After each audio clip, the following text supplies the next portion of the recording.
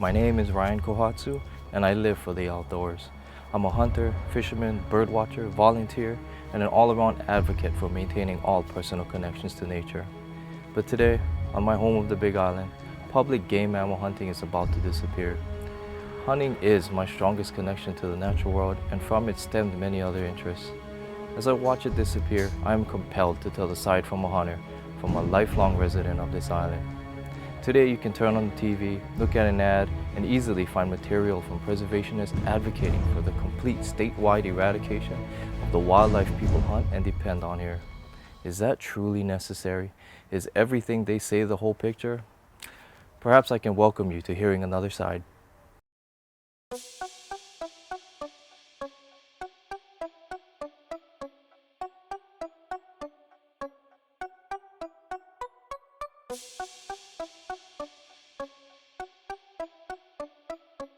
Statewide, 900,000 acres of public hunting lands are available, with over 700,000 acres on Hawaii Island alone. If you're a conservationist, preservationist, hunter, or fisherman, you've likely heard this statement made many times. Since the 1980s, hunters on the Big Island have voiced out about their disapproval and concern for mass fencing and eradications. Now, to be fair, I can personally understand the value of fence preservation units and eradications of these units. However, I do not believe every piece of public land should be a preservation unit or eradicated of non-native wildlife. But is this statement of 700,000 acres of public hunting land available the whole picture? Are the Big Island hunters' concerns unfounded? Let's take a look. On the map are pretty much all the areas the public can currently hunt game mammals today. These are our wild population of sheep, goats, and pigs. Pretty sizable, and if you add up the acreage, yes, you'll get somewhere near 700,000 acres. 714,000 shown to be exact. Today we have a lot of plans and initiatives being carried out for all of these lands, many of them related to watersheds, endangered species, natural area reserves, and alike. Most of these programs and plans do not allow for the continued existence of game mammals. Exactly how much land is called for eradication of wild sheep, goats, and pigs, you ask? The easiest is to overlay the areas that are already fenced and eradicated, or under continual eradication. Now, I don't have enough accurate data to map out all the fenced areas. There are sizable portions missing from this picture. Large areas in Pu'umaka'ala, Lapohoihoi, Kahawalea, Kohala, Manuka, and private lands are missing. But don't worry, we'll soon cover those lands with more plans. The big blue portion is Mauna Kea's Palila critical habitat, ongoing eradication since the late 70s. Orange areas being Pohakuloa, eradicated for endangered species, and the pink areas being portions of Pu'awa, fenced and already eradicated. On to the Natural Area Reserve System, or NARS. These are the purple portions of the map. As stated in the 1997 management policies of the Natural Area Reserve System, in reserves, strategies to reduce population of non-native animals to the lowest possible level will be employed. Sustained yield management of animals for hunting is contrary to the intent of the NARS. Where practicable, regulated hunting will be used to control animals. Now, hunters currently still do hunt in NARS areas, but the intent is to get to zero animals. Game mammals are not allowed to exist here. Next, in 2011, Governor Abercrombie unveiled the Rain Follows the Forest plan for watersheds. The red areas are priority 1 and 2 watersheds identified for fencing and eradication. Quite a sizable portion if you look at it. It is often stated as unfeasible to do. While the Big Island currently uses about 4% of its sustainable yield of groundwater resources, as stated by the Commission on Water Resource Management 2008 plan, it is generally stated that we must remove all game mammals from these areas. To my knowledge, Rain Follows the Forest was not put through any structured governmental public comment period and is continually pushed for public funding. As by the plan, game mammals are not allowed to exist in these areas. Next is the Department of Hawaiian Homeland's Aina Mauna Legacy Plan. It encompasses roughly 50,000 acres. The department has a general policy of no hunting. However, in the gray area is Kipuka Ainaho, currently managed by the DLNR, where the public can currently bow hunt sheep and pigs. As by the Aina Mauna plan, this area is currently designated an R4 region, set aside for forest preservation. All ungulates are to be removed from this designated region, as by the plan. The black regions are the largest lava flows that cover the remaining areas. These are the areas of poor habitat for maintaining any game mammals, or any wildlife for that matter.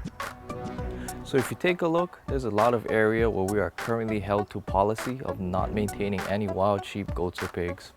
Perpetual game management cannot happen in these areas by the plans unless it is working towards complete removal. What areas are left? Some are landlocked, but mostly Pu'awa, Pu'anahulu, and portions of the Ka'u Forest Reserve. This totals about maybe, 60,000 acres? There is also a 20,000 acre portion of Ke'aumoku controlled by Pohakuloa Training Area. Are these now places we can keep our game mammals? Well, Pu'awa has been under forming a habitat conservation plan for endangered species since 2003. The plan is intended to acquire an incidental take license to maintain our wild populations of sheep and goats there in the nearby presence of endangered species. Much like how a windmill is allowed to operate, incidentally killing a few endangered birds, as long as mitigation measures or money is set aside to the endangered species effort. At the time of this video, this plan is still not fully released. For the last 10+ years, hunters have operated solely as damage control, and a game management structure is not legitimate here at this time. Pu'anahulu is mostly lava flows covered by thick fountain grass. Very poor habitat for game mammals. Numbers have steadily dropped as sheep and goats left for better habitat. Today, we are not allowed to do any habitat enhancement for game mammals because of the Section 7 U.S. Fish and Wildlife Service review of the Endangered Species Act, prohibiting federal funds being spent on the survival of any wild sheep, goat, or pig. In 2013, Ke'aumoku was recently used to house wild sheep relocated from Mauna Kea critical habitat. Hunters worked hard to relocate them to an area where practically no endangered species exist or threat to native forests. It is mostly old cattle pasture, of fountain grass, kikuyu, and other non-native vegetation.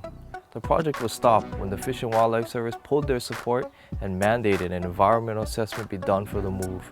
Officials were also concerned sheep would end up miles away into Pu'awa and threaten endangered species there. Sheep were collared and monitored in the project.